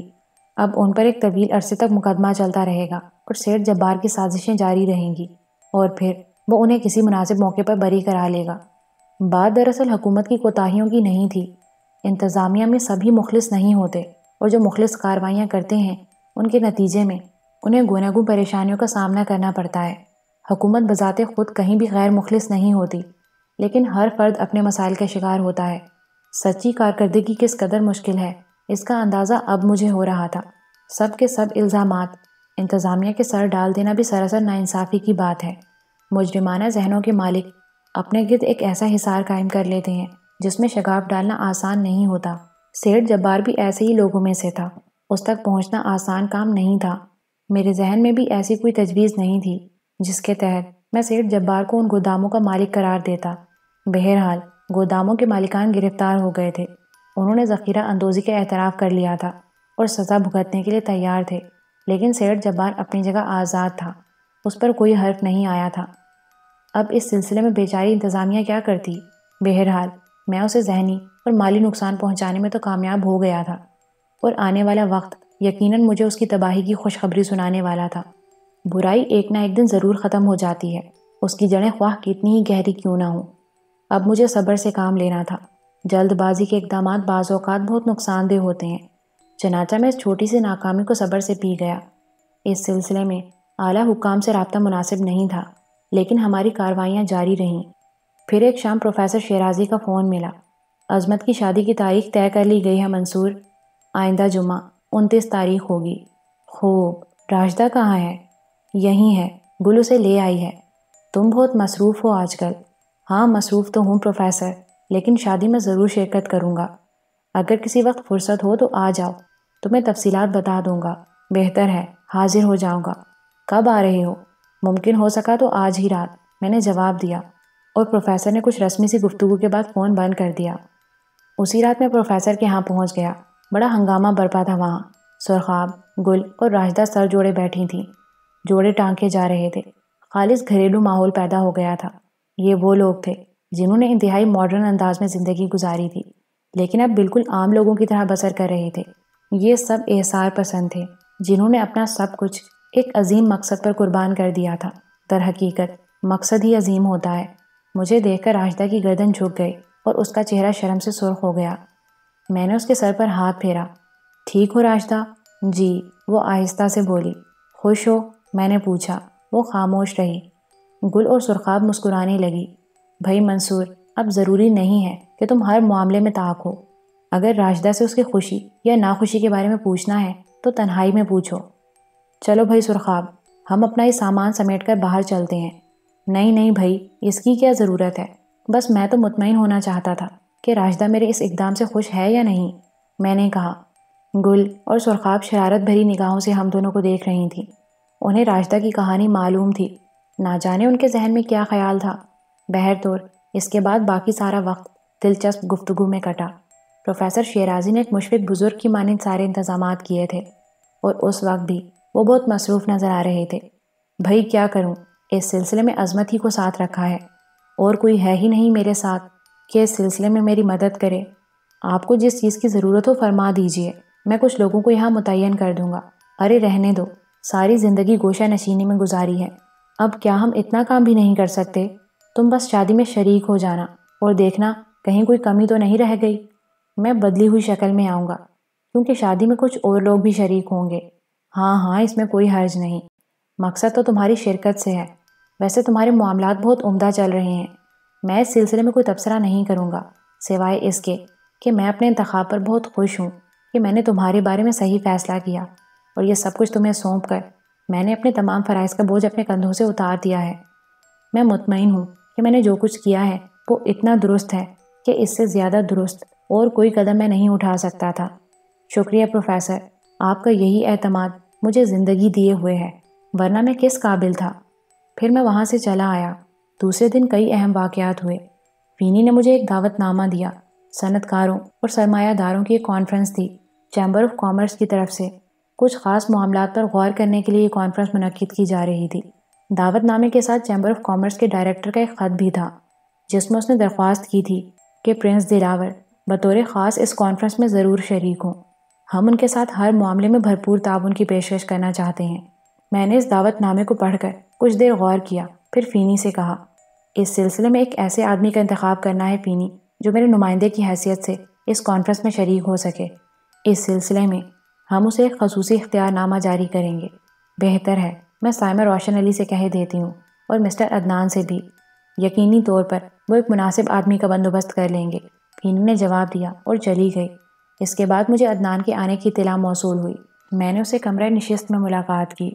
اتفاق سے دو متضاد خبریں لایا ہوں جناب، ایک خوشخبری اور ایک افسوسناک خبر۔ اوہ خیریت، افسوسناک خبر کیا ہے؟ یوسف اپنی کوشش میں ناکام ہو گیا ہے، یا تو اسے قتل کر دیا گیا ہے یا پھر وہ گرفتار ہو گیا ہے۔ اس کے بارے میں مجھے صحیح طور پر اطلاع نہیں مل سکی۔ ویسے مجھے حیرت ہے کہ تغلق خان نے آپ کو اس بارے میں اطلاع کیوں نہیں دی؟ ہاں، مجھے تغلق خان کی اطلاع نہیں ملی۔ یوسف وہی شخص تھا نا جسے تم نے سیٹھ جبار کی کوٹھی پر مامور کیا تھا؟ جی ہاں جناب، اس کے سپرد ذمہ داری تھی کہ وہ ایسے چھوٹے چھوٹے ڈکٹو فون سیٹھ جبار کے کمرے میں جگہ جگہ فٹ کر دے جن پر سیٹھ جبار کے کمرے میں ہونے والی گفتگو سنی جا سکے۔ غالباً وہ یہی کوشش کرتے ہوئے پکڑا گیا ہے۔ اس کی اطلاع کیسے ملی؟ چند الفاظ یوسف ہی نے کہے تھے۔ اس کے بعد میں نے تغلق خان سے رابطہ قائم کیا۔ اسے یہ معلوم نہیں تھا کہ یوسف ہمارا آدمی ہے۔ بہرطور اس نے تصدیق کر دی ہے۔ یوسف نے کیا بتایا تھا؟ اس نے کہا تھا کہ اس نے سیٹھ جبار کے کمرے میں جہاں وہ خاص گفتگو کرتا ہے چند ڈکٹو فون لگا دیے ہیں۔ ابھی ان کا کنیکشن نہیں کر سکا کیونکہ ابھی اسے چند ڈکٹو فون اور لگانے ہیں۔ وہ ابھی یہ اطلاع دے ہی رہا تھا کہ یکلخت خاموش ہو گیا۔ پھر چند لمحوں بعد وہ گھبرائی ہوئی آواز میں بولا، اوہ چیف، شاید میرا راز کھل گیا، مجھے گھیر لیا گیا ہے، چند پستول بردار میری طرف بڑھ رہے ہیں، میں نہیں کہہ سکتا کہ آئندہ۔ اس کے بعد سلسلہ منقطع ہو گیا اور وہ چھوٹا سا ٹرانسمیٹر خاموش ہو گیا جس پر یوسف مجھ سے گفتگو کر رہا تھا۔ مجھے اس بات کا انتہائی صدمہ ہوا۔ ویسے میں آپ کو یہ یقین دلاتا ہوں کہ یوسف ان لوگوں میں سے ہے جن کے بدن سے اگر ایک ایک بوٹی بھی کاٹ لی جائے تو وہ غداری نہیں کر سکتے، لیکن اب میرے خیال میں اس کی زندگی ممکن بھی نہیں ہے۔ افسوس، بیچارہ یوسف ہماری وجہ سے مارا گیا۔ ویسے میرا خیال ہے کہ وہ قتل نہیں کریں گے۔ میں نے تغلق خان کو ہدایت کر دی ہے کہ اگر اسے سیٹھ جبار کی کوٹھی سے ہٹنا بھی پڑے تو وہ اس کی پرواہ نہ کرے۔ اگر یوسف کی زندگی بچائی جا سکتی ہے تو ضرور بچائی جائے۔ یہ تم نے اچھا کیا۔ سیٹھ جبار سے بہرحال ہم نمٹ ہی رہے ہیں۔ اگر ہمارا ایک آدمی بچ جاتا ہے تو ہم یہ نقصان برداشت کرنے کو تیار ہیں۔ جی ہاں جناب، ممکن ہے تغلق خان اس سلسلے میں آپ سے رابطہ قائم کرے۔ آپ بھی اسے یہی ہدایت کر دیجئے گا۔ بے فکر رہو، یقیناً اسے مجھ سے رابطہ قائم کرنے کا موقع نہیں ملا ہوگا کیونکہ یوسف کی گرفتاری کے بعد سیٹھ جبار اپنے اعتراف سے اور بھی زیادہ محتاط ہو گیا ہوگا۔ ممکن ہے اب وہ کوٹھی میں موجود ہر شخص پر نگاہ رکھے ہوئے ہو اور تغلق خان اسی لیے ہم سے رابطہ قائم نہ کر سکا ہو۔ میں نے کہا، جی ہاں جناب، بہرحال مجھے اس سلسلے میں بے حد افسوس ہے۔ خوشخبری یہ ہے جناب کہ غازی خان نے ایک بہت بڑی لانچ پر ہاتھ مارا ہے جس میں کروڑوں روپے کی گھڑیاں اور ان کے سیل اسمگل کر کے لائے جا رہے تھے۔ لانچ لوٹ کر اس کا مال پرنس دلاور پر پہنچا دیا گیا ہے اور لانچ کو ڈبو کر سیٹھ جبار کے آدمی ہلاک کر دیے گئے ہیں۔ اس کے سوا کوئی چارہ نہ تھا۔ شاندار، میں نے کہا۔ غازی خان نے شاندار کارنامہ سر انجام دیا ہے۔ اس سلسلے میں کوئی اور ہدایت چیف؟ نہیں، باقی معاملات جوں کے توں چلنے دو، لیکن یوسف کے مسئلے پر نگاہ رکھو۔ اگر وہ بچ گیا تو مجھے مسرت ہوگی۔ پھر عدنان مجھ سے اجازت لے کر اٹھ گیا۔ چند گھنٹوں کے بعد فینی نے مجھ سے رابطہ قائم کیا اور تمام تفصیلات بتا دیں۔ جناب، سائمہ روشن علی نے اس سلسلے میں محفوظ نامی ایک شخص کا انتخاب کیا ہے۔ وہ شخص چارٹرڈ اکاؤنٹنٹ ہے اور MBA کی ڈگری رکھتا ہے۔ سائمہ روشن علی کا خیال ہے کہ وہ اس سلسلے میں بہترین نمائندگی کر سکے گا۔ پھر اس نے ایک کاغذ میری طرف بڑھاتے ہوئے کہا، اس لیٹر پر دستخط کر دیجئے۔ یہ آپ کی طرف سے مسٹر محفوظ کے لیے نمائندگی کا اجازت نامہ ہے۔ اس کے تحت ہی وہ چیمبر آف کامرس میں آپ کی نمائندگی کر سکیں گے۔ اس شخص کو ضروری امور سمجھا دیے ہیں؟ جی ہاں، میں نے اسے بتا دیا ہے کہ پرنس دلاور کے نمائندے کی حیثیت سے اسے کیا گفتگو کرنی ہے۔ اس کا ایک ایجنڈا تیار کر لیا گیا ہے۔ میں دراصل انہی کاموں میں مصروف تھی۔ فینی نے ایک اور کاغذ میری طرف بڑھا دیا۔ میں اسے لے کر پڑھنے لگا۔ بلا شبہ اس سلسلے میں فینی کی کارکردگی نہایت تسلی بخش تھی۔ پرنس دلاور کے مفادات کے تحفظ کے لیے اس نے جو سوال تیار کیے تھے وہ بہت اہمیت کے حامل تھے۔ اس نے بتایا، ان سوال و جواب کی تیاری میں مسٹر محفوظ نے میری بڑی مدد کی ہے۔ میں نے انہیں یہاں لانا مناسب نہیں سمجھا۔ بہرطور وہ آپ کی نمائندگی کے لیے بہترین آدمی ثابت ہوں گے۔ ٹھیک ہے فینی، تم نے جو کچھ کیا ہے میں اس سے مطمئن ہوں، میں نے کہا۔ شکریہ جناب، فینی اٹھتی ہوئی بولی۔ رات تک تغلق خان نے مجھ سے رابطہ قائم نہیں کیا اور میرے ذہن میں ہلکی کریت پیدا ہو گئی، کہیں تغلق خان بھی کسی حادثے کا شکار تو نہیں ہو گیا۔ لیکن میں نے اس خیال کو ذہن سے جھٹک دیا۔ میرے ساتھی میرے مفاد کے لیے کوشاں تھے۔ وہ جانتے تھے کہ میرے لیے انہیں ہر وقت زندگی اور موت کے درمیان معلق رہنا پڑے گا۔ اس کے باوجود وہ کام کر رہے تھے۔ خود میری اپنی زندگی بھی محفوظ نہیں تھی تو میں دوسروں کی زندگی کی کیا ضمانت دے سکتا تھا؟ تیسرے روز صبح میں ناشتے سے فارغ ہو کر نشست گاہ میں آ کر بیٹھا ہی تھا کہ فینی میرے پاس پہنچ گئی۔ جناب عالی، ایک اعلیٰ پولیس آفیسر آپ سے ذاتی طور پر ملاقات کے خواہش مند ہے۔ میں نے انہیں ڈرائنگ روم میں بٹھا دیا ہے۔ وہ پولیس آفیسر شاید DIG کا درجہ رکھتے ہیں۔ ان کے ساتھ 4 اعلیٰ افسران ہیں جنہیں باہر ہی ٹھہرایا گیا ہے۔ ان کا کہنا ہے کہ پرنس سے ملنا بہت ضروری ہے اور یہ پرنس ہی کے مفاد میں ہے، اور میں فوری طور پر ان کی درخواست آپ تک پہنچا دوں۔ انہوں نے یہ بھی کہا ہے کہ پرنس کو ان سے ملاقات کے لیے مجبور کیا جائے۔ ان کا لہجہ کچھ مناسب نہیں ہے فینی، لیکن ٹھیک ہے، میں ان سے بات کیے لیتا ہوں، میں نے کہا اور تیاری کرنے لگا۔ DIG کے رینک کے آدمی کو اس طرح نہیں ڈالا جا سکتا تھا اور یہ مناسب بھی نہیں تھا، اس لیے میک اپ کرنے کی ضرورت بھی نہیں تھی۔ خوشبوؤں میں بسے ہوئے عمدہ سی تراش کے سوٹ میں ملبوس میں ڈرائنگ روم کی جانب چل پڑا۔ فینی میرے پیچھے پیچھے تھی۔ چند لمحات کے بعد میں ڈرائنگ روم میں داخل ہو گیا۔ بھاری تن و توش کا مالک DIG کی وردی میں ملبوس ایک شخص صوفے پر بیٹھا ہوا تھا۔ مجھے دیکھ کر تعظیماً کھڑا ہو گیا۔ ہم دونوں کی نگاہیں ملی تو میرے ذہن کو جھٹکا سا لگا۔ DIG کی کیفیت مجھ سے زیادہ خراب ہو گئی تھی، لیکن ہم دونوں ہی زیرک اور تجربہ کار تھے، چنانچہ ہم نے فوراً ہی اپنی اپنی کیفیت پر قابو پا لیا۔ پھر DIG نے مسکرا کر گردن کو خم کرتے ہوئے کہا، پرنس کی خدمت میں سلام پیش کرتا ہوں۔ وعلیکم السلام، تشریف رکھیے، میں نے باوقار لہجے میں کہا۔ DIG اپنی جگہ پر بیٹھ گیا۔ میں بھی اس کے سامنے ایک صوفے پر بیٹھ گیا۔ پرنس کے بارے میں اتنا کچھ سنا ہے کہ میری دلی آرزو تھی کہ پرنس کی زیارت کروں، اور اب پرنس سے مل کر مجھے جس قدر مسرت ہوئی ہے وہ میں بیان نہیں کر سکتا۔ جو کچھ آپ کے بارے میں سنا تھا وہ سب مان پڑ گیا ہے اور آپ کو دیکھ کر ایک نیا احساس پیدا ہوا ہے۔ شکریہ آفیسر، فرمائیے میں آپ کی کیا خدمت کر سکتا ہوں، میں نے کہا۔ بس ملاقات کے لیے حاضر ہوا تھا پرنس، درمیان میں ایک چھوٹا سا مسئلہ بھی تھا، لیکن وہ سب بھول گیا ہوں۔ اگر اجازت ہو تو کچھ عرض کرنا چاہتا ہوں۔ جی ضرور فرمائیے۔ بعض لوگوں سے کوئی رشتہ نہیں ہوتا، پھر بھی ان کے لیے دل میں ایک گداز پیدا ہو جاتا ہے، اور اگر اس گداز کو گہرائی مل جائے تو ہم اسے محبت کہتے ہیں۔ نہ جانے کیوں آپ کو دیکھ کر یہ محبت میرے دل میں امڑ آئی ہے۔ شاید آپ میرے ان الفاظ کو خوشامد محلول کریں، لیکن پرنس، ہر شخص کو اپنے بارے میں کچھ نہ کچھ کہنے کا حق ضرور ہوتا ہے۔ میں آپ سے عرض کروں کہ میں خوشامد پسند انسان نہیں ہوں۔ شدید محنت کر کے انسپیکٹر کے عہدے سے DIG کے عہدے تک پہنچا ہوں، لیکن اس بات کو تسلیم کرتا ہوں کہ اپنے اس سفر میں بارہا مجھے ایسے راستوں سے بھی گزرنا پڑا ہے جو میرے ضمیر کے خلاف تھے۔ بارہا دل چاہا پرنس کہ اس ملازمت کو چھوڑ دوں، لیکن میرے ملازمت چھوڑ دینے سے معاشرہ تو سدھر نہیں سکتا تھا۔ پھر میں نے یہی بہتر سمجھا کہ اسی ملازمت میں رہتے ہوئے اگر میں کچھ نہ کچھ بھی انسانیت کی خدمت کرتا رہا تو یہ میرے ضمیر کے عین مطابق ہوگا، اور آپ یقین کریں میں نے حد الوسیع ایسا کرنے کی کوشش کی ہے۔ ڈی آئی جی نے خاموش ہو کر ٹٹولنے والی نظروں سے میری طرف دیکھا، لیکن میرے سپاٹ چہرے کو دیکھ کر پھر بولا، طویل عرصے قبل میرے ہاتھوں ایک معصوم بچے کو دکھ پہنچا تھا۔ اس وقت تک مجھے صحیح صورتحال کا علم نہیں تھا۔ پھر وہ بچہ مجھے ایک اور شکل میں ملا، ایک ایسے شخص کے ساتھ جو بہت بڑی حیثیت کا مالک تھا۔ اس نے مجھے بتایا کہ یہ بچہ بے قصور ہے اور اس کے ساتھ جو کچھ ہوا ہے وہ انسانیت کے ساتھ ظلم کی بدترین مثال ہے۔ پھر میں نے اپنے ضمیر کی تسلی کے لیے اپنی ملازمت کو داؤ پر لگا کر اس بچے کے لیے ایک چھوٹا سا کام کر دیا۔ یقین کریں پرنس، اس سے زیادہ میری استطاعت نہ تھی۔ میں مطعون ہوا، کچھ عرصے تک تکالیف کا شکار رہا، اور پھر اس شرط پر مجھے معاف کر دیا گیا کہ میں کچھ بھی کروں لیکن چند خاص افراد کے مفادات کو ہر حالت میں مد نظر رکھوں۔ اس کے بعد وہ بچہ مجھے نہیں ملا، نہ جانے وہ کن حالات کا شکار ہوا، لیکن میں نے اپنے ضمیر کے مطابق کاروائیاں جاری رکھیں اور جس طرح بھی بن پڑا انسانیت کی خدمت کرتا رہا۔ بہرطور پرنس، زندگی گوناگو نشیب و فراز سے گزرتی ہے۔ انسان جگہ جگہ مجبور ہوتا ہے۔ ہم ایک دوسرے کو پرکھنے کا صرف ایک ہی طریقہ جانتے ہیں، اور وہ یہ کہ اپنی مجبوریوں کو سامنے رکھ کر دوسروں کی مجبوریوں کا اندازہ لگا لیں۔ میرا خیال ہے کہ میں احمقانہ گفتگو کر رہا ہوں۔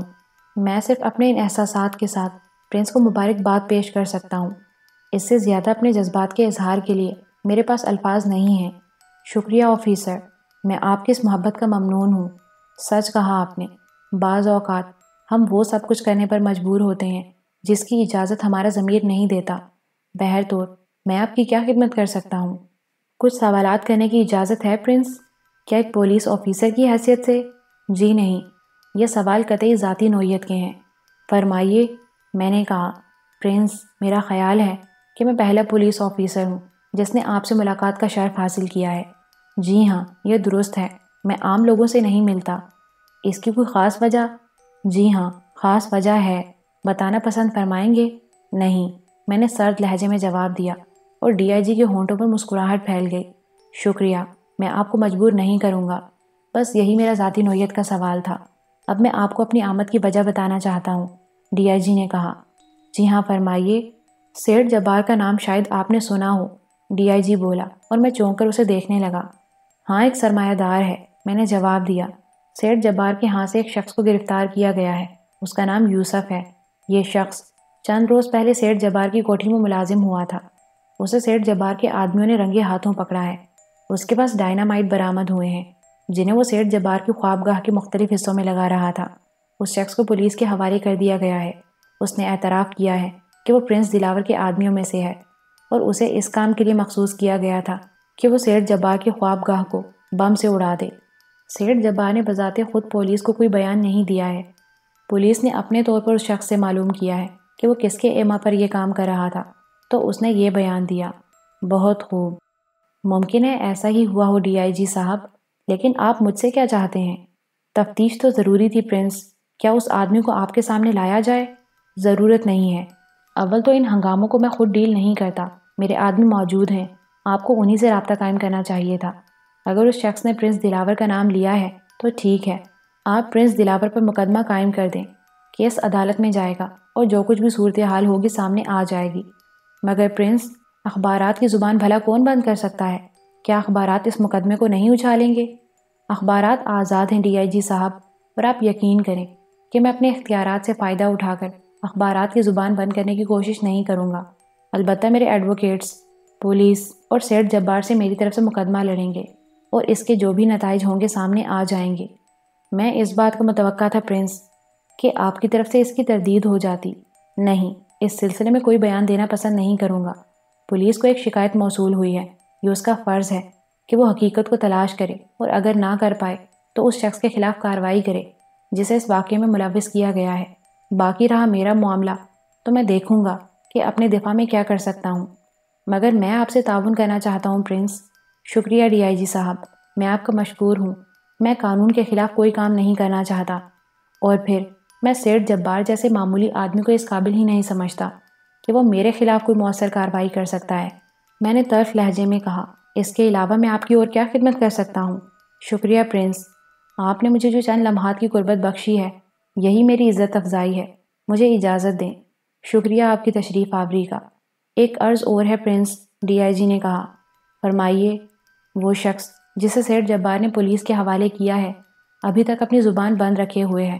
اگر اس نے کچھ کہا تو صرف اتنا کہ یہ سب جھوٹ ہے، میں نے کوئی بم نہیں رکھا، میں تو ایک غریب نوکر ہوں۔ نہ جانے کیوں صاحب لوگ مجھ سے ناراض ہو گئے ہیں۔ کیا مطلب؟ میں نے حیرت سے پوچھا۔ یہ ذاتی اطلاع ہے، 100% ذاتی۔ پولیس بھی انسان ہی ہوتی ہے، اور بات کسی ایک انسان کی نہیں، معاشرے کی ہوتی ہے، جس میں نہ جانے کون کہاں کیوں مجبور ہوتا ہے۔ میں آپ کی گفتگو کی گہرائی کو سمجھ نہیں پا رہا ہوں ڈی آئی جی صاحب۔ اگر اس شخص نے یہ بیان دیا ہے تو پھر آپ مجھ سے کیا معلوم کرنے آئے ہیں؟ اس نے تحریری بیان وہی دیا ہے جو میں آپ کو پہلے بتا چکا ہوں، اور جس پر اس کے دستخط بھی ہیں، اور جو میں نے اب عرض کیا ہے وہ میری ذاتی تفتیش کا نتیجہ ہے۔ کیا آپ حقیقت کو عریاں نہیں کر سکتے؟ میں نے پوچھا۔ نہیں، خدا حافظ، ڈی آئی جی نے اٹھتے ہوئے کہا، اور پھر وہ دروازے کی طرف بڑھ گیا۔ میں دیر تک دروازے کو گھورتا رہا، میرے ذہن میں سنسنی سی ہو رہی تھی۔ یہ وہی شخص تھا جس کے پاس زمانے کی برائیوں سے ناآشنا ایک نوجوان پہنچا تھا اور ایک اسمگلر کی نشاندہی کی تھی، اور یہ طنزیہ انداز میں مسکرا دیا تھا۔ ہاں، یہ وہی انسپیکٹر تھا جس نے مجھے 5 سال کے لیے جیل بھجوا دیا تھا، اور پھر یہ ایس پی کے روپ میں مجھے اس وقت ملا تھا جب میں فیروز دادا کے قتل میں ملوث تھا۔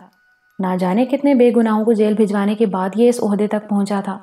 ڈی آئی جی نے مجھے پہچان لیا تھا، لیکن وہ میری اس حیثیت سے خوش تھا۔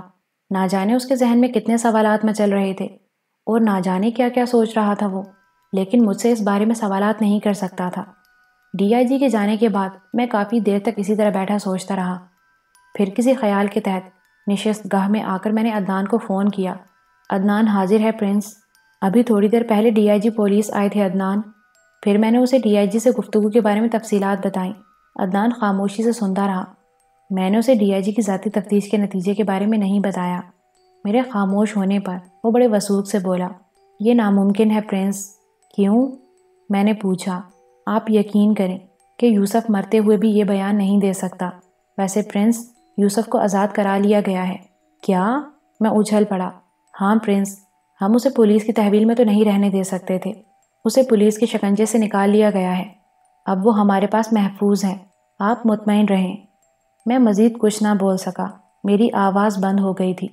وہ سب کچھ ہو رہا تھا جو کل تک سیٹھ جبار کیا کرتا تھا، لیکن اب یہ پرنس دلاور کا دور تھا۔ سیٹھ جبار کا دور ختم ہوتا جا رہا تھا۔